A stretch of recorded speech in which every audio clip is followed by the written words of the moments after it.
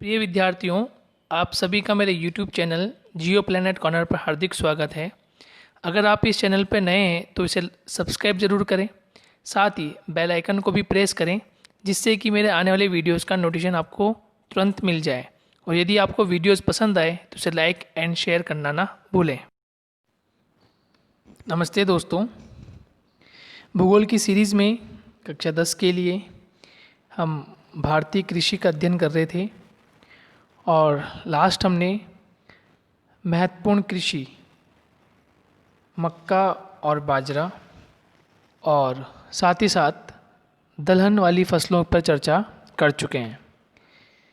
Video के अंत तक बने रहें दोस्तों, ताकि महत्वपूर्ण जानकारी आपसे साझा मैं कर सकूं और जो भी प्रश्न बोर्ड एग्जामिनेशन में पूछे जा सकते हैं, किस प्रकार से किस पैटर्न में पूछते हैं, वो भी मैं आपको बता सकूं। ठीक है दोस्तों, तो आज शुरुआत करते हैं हम कुछ महत्वपूर्ण फसलों की। और आज हम पढ़ने जा रहे हैं नकदी फसलें। ठीक है, इनको इंग्लिश में बोलते हैं कैश क्रॉप। इंग्लिश में क्या बोलते हैं दोस्तों? Cash crop. और हिंदी में हम इसको बोलते हैं नकदी या वाणिज्यिक या मुद्रादायिनी, जो हमें मुद्रा प्रदान करती हैं। ऐसी फसलों को हम आज पढ़ने जा रहे हैं। तो बने रहिए दोस्तों अंत तक और देखते हैं क्या महत्वपूर्ण बातें इस टॉपिक से निकल कर आती है। मुद्रादायिनी फसलों का उत्पादन किया जाता है तो हम ये देखते हैं कि भारत की कुल कृषि भूमि में लगभग 1/4 भाग जो होता है वो उन फसलों को बोया जाता है जो कि कैश क्रॉप के रूप में जानी जाती। ये फसलें जहाँ किसानों की आय का साधन है, वहीं उद्योगों का कच्चा माल भी प्रदान करती। तो किसान जब इन फसलों को अपने खेतों में उत्पादित करता है तो किसानों की आय तो ही बनती ही है, उनका साधन तो बनती ही है, साथ ही कच्चा माल भी प्रदान करती है। जो उद्योग होते हैं उन उद्योगों में कच्चे माल के रूप में, रॉ मटेरियल के रूप में उपलब्ध होती है। जैसे हम देखें दोस्तों, गन्ने से क्या बनती है? चीनी। तो गन्ना क्या हो गया? Raw material. और चीनी हमें उत्पाद के रूप में हमें प्राप्त हो जाती है। तो ये उद्योगों में जाके ही एक प्रकार से कच्चा माल है और उद्योगों में जाके ये डेवलप होती है। जैसे फॉर एग्जांपल कपास से हमें प्राप्त होता है सूती रेशा, जो सूती वस्त्र हम यूज़ में लेते हैं, कॉटन यूज़ में लेते हैं। तो कॉटन हमें किससे प्राप्त होती है? कपास से। ठीक है, हालांकि कपास को हम कॉटन बोलते हैं, लेकिन एक्चुअल में क्या है, जो सूती वस्त्र होता है ना, जो सूती वस्त्र होता है वो तैयार किससे होता है? कपास से। यानी धागा तैयार हो रहा है, पहले सूती धागा तैयार हो रहा है और फिर से कपड़ा बनता है। तो ये प्रोसीजर कहाँ हो रहा है? उद्योगों में। लेकिन कपास का उत्पादन कहाँ हो रहा है? कृषि यानी भूमि पर ये उत्पादन हो रहा है। तो किसान के लिए तो ये, जब वो किसान बेच देता है कपास को तो उससे आय मिलती है, लेकिन जब ये उद्योगों में जाती है तो इससे वस्त्र का निर्माण होता है और फिर वस्त्र हम खरीदते हैं। ठीक है। तिलहन, तो तिलहन क्या है? ऑयल के काम आता है। ठीक है, ऑयल हम खाने योग्य भी होता है। कुछ ऑयल ऐसा होता है जो हमें विभिन्न प्रकार से प्राप्त होता है, जो हमारी गाड़ियाँ वगैरह हैं या जो वायुयान वगैरह हैं उनके लिए भी हम यूज़ में लेते हैं ऑयल वगैरह। ठीक है, तेल वगैरह, तो ये उसके लिए भी यूज़ में आता है। ठीक है। दूसरा है जूट एक प्रकार से आपने सुना होगा कि ये जो रेशा होता है जिसमें अनाज पैक होकर आता है, उस तरह का कट्टा आपने देखा होगा। तो उस तरह का जो रेशा होता है उससे आपने जूट उसी से निर्मित होता है। तंबाकू एक प्रकार से खाने योग्य मादक पदार्थ है। ठीक है, तो इसका उपयोग में लाया जाता है। तो ऐसी फसलें जो होती हैं व्यावसायिक फसलों के अंतर्गत रखी जाती हैं। अब हम फर्स्ट जो पढ़ने जा रहे हैं वो है गन्ना। इम्पोर्टेंट फसलें दोस्तों, यहाँ से प्रश्न बनते हैं गन्ने से। गन्ना भारतीय मूल का पौधा एवं बांस वनस्पति के वंश का है।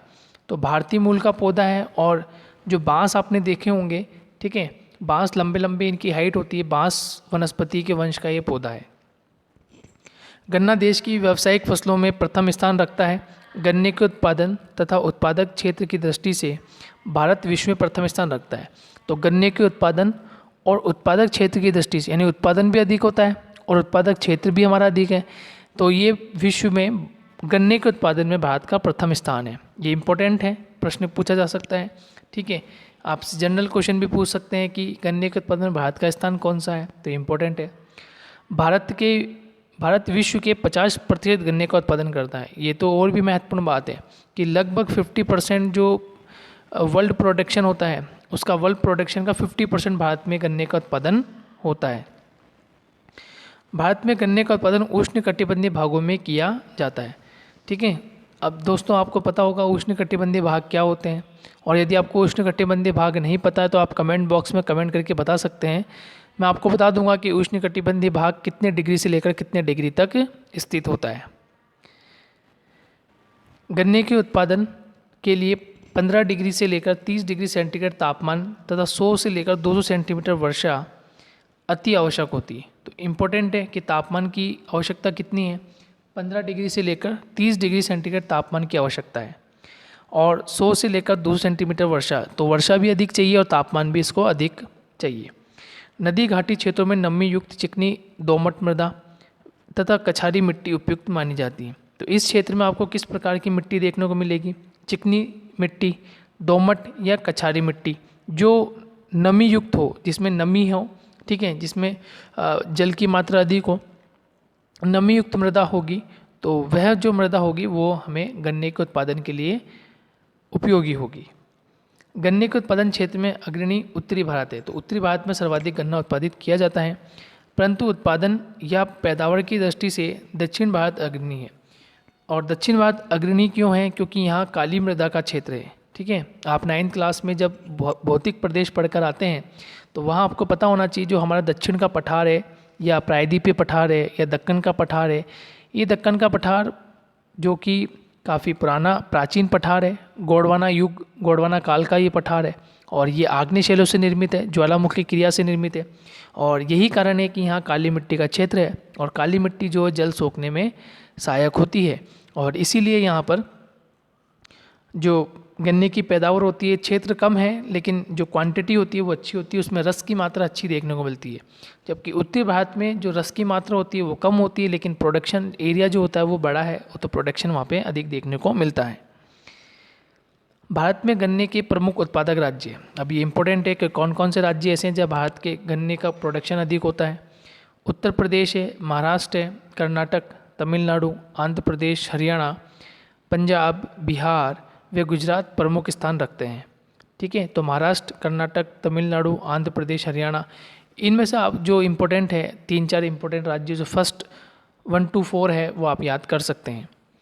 राजस्थान में गन्ना उदयपुर, गंगानगर, उसके अलावा अन्य क्षेत्रों में ये प्राप्त होता है।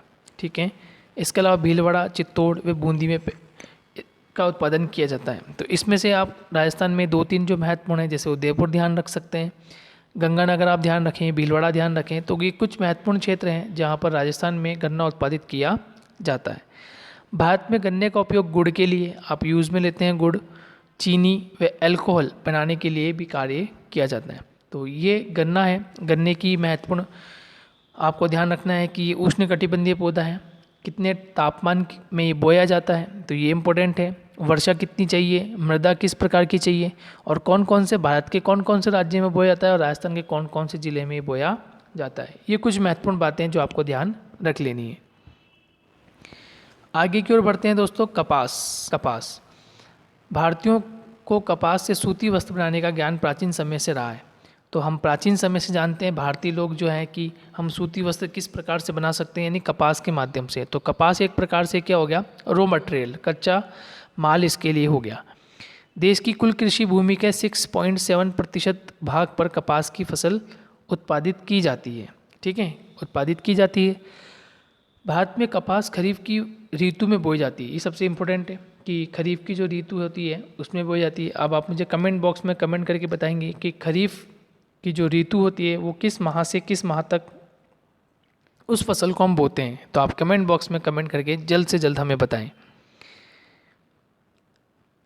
इस फसल के लिए तापमान 20 डिग्री सेंटीग्रेड से 35 डिग्री सेंटीग्रेड के मध्य होना चाहिए, और वर्षा भी लगभग 75 से लेकर 100 सेंटीमीटर, और गहरी तथा काली मिट्टी वे चूने व पोटाश की मात्रा वाली भूमि उपयुक्त मानी जाती है। तो आपको सिर्फ इतना ध्यान रखना है कि कपास के लिए हमें किस प्रकार की मृदा चाहिए। तो कपास के लिए हमें काली मिट्टी जिसमें चूने और पोटाश की मात्रा हो। ठीक है, आपको ऐसे ध्यान रख लेना है। तापमान की आवश्यकता कितनी है, तो 20 से लेकर 35 डिग्री सेंटीग्रेड तापमान की आवश्यकता है। वर्षा की आवश्यकता 75 से 100 सेंटीमीटर वार्षिक वर्षा की हमें आवश्यकता होती है। तो यदि हमें इस प्रकार की कंडीशंस मिल जाती है, आवश्यक दशाएं मिल जाती है, तो फिर हम कपास की जो फसल है या कृषि है उसको हम उत्पन्न कर सकते हैं, उसको उत्पादित कर सकते हैं। अब देखिए भारत में जब कपास की 3 किस्में हैं, अलग अलग प्रकार की किस्में पाई जाती हैं दोस्तों, तो ये इम्पोर्टेंट है। यहाँ से प्रश्न पूछा जाता है डायरेक्टली कि कपास की जो फसलें किस्में हैं वो कौन कौन सी हैं बताइए। तो आपको ध्यान रखना है, लंबे व महीन रेशे वाली कपास, ये अमेरिकन कपास के नाम से जानी जाती है। कौन सी कपास के नाम से? अमेरिकन कपास। भारत में कुल कपास उत्पादन का 50% इसी के अंतर्गत है। ठीक है, तो आपको ध्यान रखना, भारत का जितना प्रोडक्शन होता है उसका 50% जो उत्पादन होता है वो कौन सी किस्म के रूप में होता है? अमेरिकन कपास के रूप में होता है। ये इम्पोर्टेंट है। ये पंजाब, हरियाणा व राजस्थान में उत्पादित की जाती है। पंजाब, हरियाणा और राजस्थान में उत्पादित की जाती है। दूसरे नंबर पर है मध्यम रेशे वाली फसल कपास। तो आपको ये राज्य भी ध्यान रखने हैं। ठीक है, नेक्स्ट अब जो हम पढ़ने जा रहे हैं उसमें भी राज्य हैं, तो आपको वो भी ध्यान रखने हैं। भारत में कुल कपास उत्पादन का लगभग 40% इसी कपास की किस्मों का होता है। तो पहले तो जो था ये 50% था फर्स्ट, अब ये कितना हो गया? 40%। तो कुल कितना हो गया? 90% हो गया। ये कपास जो होती है मध्यम रेशे वाली कपास होती है और लगभग 40% भाग इससे हमें मिलता है।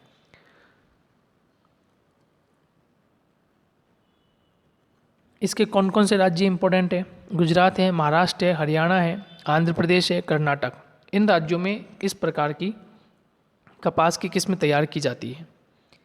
नेक्स्ट हम बात करें थर्ड नंबर पर, तो छोटे रेशे वाली कपास। ये कुल कपास उत्पादन का मात्र 10% है। तो ये आपको पता चल गया होगा, 50% जो है वो अमेरिकन कपास है। उसके बाद 40% जो कपास का रीज़न हमें देखने को मिलता है, वो रीज़न हमें कैसे देखने को मिलता है? मध्यम रेशे वाली कपास जो कि 40%, और एक होती है छोटे रेशे वाली कपास जिसका केवल 10% हिस्सा में देखने को मिलता है।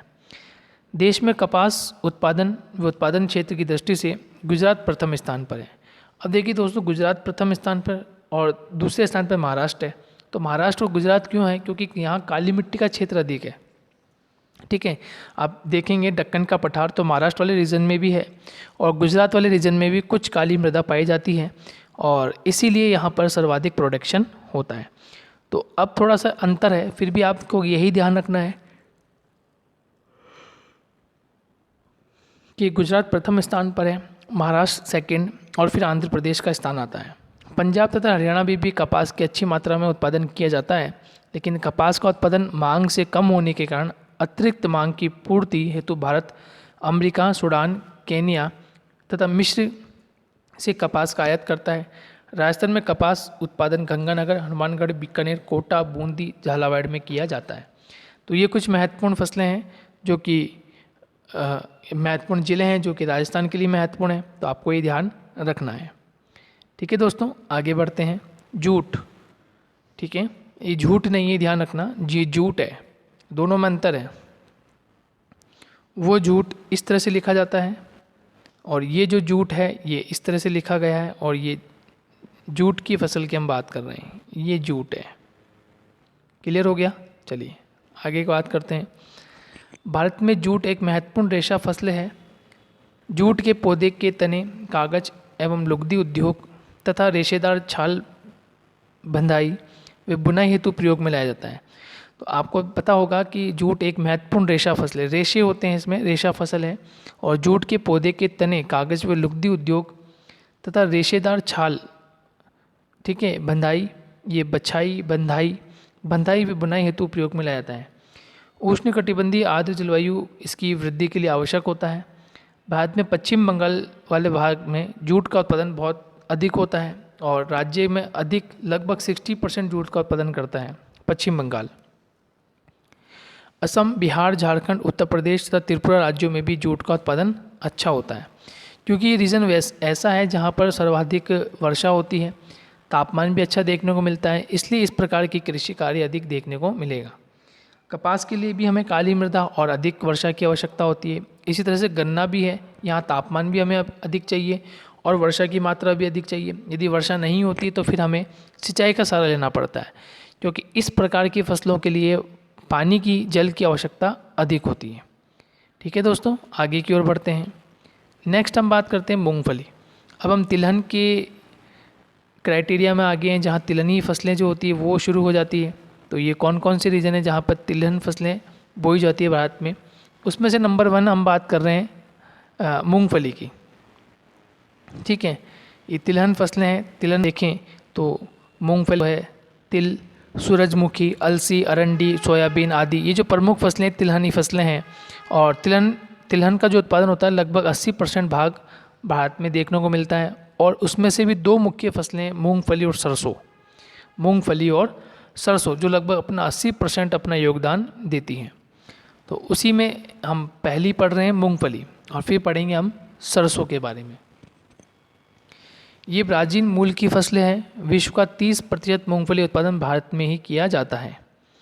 ये भारत में खरीफ की ऋतु में बोई जाती है। देश की कुल तिलहन फसल का लगभग 45% भाग मूंगफली से प्राप्त किया जाता है। तो बहुत महत्वपूर्ण बात है कि विश्व स्तर पर हम देखें तो भारत में लगभग 30%, और देश की कुल तिलहन फसलों का देखें तो लगभग 45% मूंगफली से प्राप्त होता है। और देश में मूंगफली में 80% पैदावार जो अकेला करता है वह है गुजरात। तो इसलिए गुजरात को हम मूंगफली के उत्पादन में अग्रणी राज्य मानते हैं। उसके बाद आंध्र प्रदेश का स्थान आता है, फिर तमिलनाडु का स्थान आता है, और फिर महाराष्ट्र का। तो आपको कुछ महत्वपूर्ण है वो आपको ध्यान रखना है। राजस्थान की बात करें तो राजस्थान में चित्तौड़, सवाई माधोपुर, भीलवाड़ा और जयपुर, गंगानगर, बीकानेर, ये कुछ महत्वपूर्ण ज़िले हैं जो राजस्थान में सर्वाधिक मूंगफली का उत्पादन करते हैं। नेक्स्ट, सरसों की बात करें तो सरसों भी महत्वपूर्ण है। विश्व की लगभग 70% सरसों भारत में उत्पादित की जाती है। तो ये हमारे लिए और भी महत्वपूर्ण है कि अभी हमने मूंगफली के बारे में पढ़कर आए थे, तो मूंगफली का जो भाग था विश्व की दृष्टि से 30% था, जो कि बहुत ही महत्वपूर्ण है। और यहाँ विश्व की दृष्टि से हम सरसों की बात करें तो 70% सरसों भारत में उत्पादित होती है, ये जो बहुत ही महत्वपूर्ण बात है। देश की कुल तिलहन फसल का ये 35% भाग है। कितना परसेंट? 35% भाग है। तो देश की 85% सरसों का जो उत्पादन होता है वो उत्तरी भारत में होता है अधिकांशतः। उत्पादन की दृष्टि से राजस्थान 41%, इसका मतलब राजस्थान में सर्वाधिक हम देखें तो उत्पादन हो रहा है, और इसीलिए भारत में प्रथम स्थान रखता है राजस्थान। ये उत्तर प्रदेश, मध्य प्रदेश, गुजरात, पंजाब तथा हरियाणा में भी पैदा की जाती है। तो सरसों का जो उत्पादन होता है मोस्टली उत्तर प्रदेश रीजन में भी होता है, मध्य प्रदेश, गुजरात वाले रीजन में भी देखने को मिलता है। राजस्थान में अलवर, भरतपुर, हनुमानगढ़, गंगानगर, सवाई माधोपुर, भीलवाड़ा, जयपुर, बीकानेर तथा राजस्थान नहर के सिंचाई क्षेत्रों में उत्पादित की जाती है। तो कुछ रीजन ऐसा है जहाँ पर इस प्रकार की एग्रीकल्चर होती है, जहाँ पर मूंगफली हम देखें तो मूंगफली के उत्पादन में हमारा जो विश्व की दृष्टि से देखें 30% हमारा हिस्सा है, और सरसों की दृष्टि से देखें तो विश्व की दृष्टि से हमारा 70% हमारा हिस्सा रहता है। और सरसों में भी राजस्थान एक महत्वपूर्ण, जो कि अन्य किसी में या तो बाजरा में हमें देखने को मिला है, या फिर इसके बाद अन्य में भी हमें देखने को मिला है, लेकिन सर्वाधिक प्रोडक्शन या तो बाजरा या फिर सरसों में हमें देखने को मिलता है। और मूंगफली में भी लगभग ये बराबर का हिस्सेदारी रखता है। तो अन्य तिलहन फसलें हम देखें तो अरंडी का तेल मशीनों में स्नैक ल्यूब्रिकेंट का काम करता है। ठीक है, साबुन बनाने तथा चमड़ा शोधन में भी काम में लिए जाते हैं। तेल जो होता है साबुन बनाने में, चमड़ा शोधन में काम में लाया जाता है। अरंडी उत्पादन का 65% आंध्र प्रदेश से प्राप्त होता है। तो सर्वाधिक अरंडी जो होती है वो कहाँ मिलती है? सर्वाधिक आंध्र प्रदेश में। इसके अतिरिक्त गुजरात है, कर्नाटक है, उड़ीसा है, तमिलनाडु है एवं मध्य प्रदेश आदि राज्यों में भी अरंडी का उत्पादन किया जाता है। देश में सोयाबीन उत्पादन का 70% भाग मध्य प्रदेश को प्राप्त है। तो लगभग 70% भाग जो है वह हमें मध्य प्रदेश से देखने को मिलता है। कहाँ का? लगभग सोयाबीन का। और महाराष्ट्र में ये 20% हो जाता है, और आगे आगे बढ़ते बढ़ते हम देखते हैं कि राजस्थान में भी ये 10% का भाग हमें सोयाबीन के रूप में देखने को मिलता है। तो इस प्रकार से दोस्तों हमने मुख्य रूप से जो फसलें हैं, ठीक है, यहाँ हमने सभी प्रकार की फसलें, खाद्यान्न फसलों को भी देख लिया, व्यावसायिक रूप की जो फसलें होती हैं उनको भी हमने पढ़ लिया है।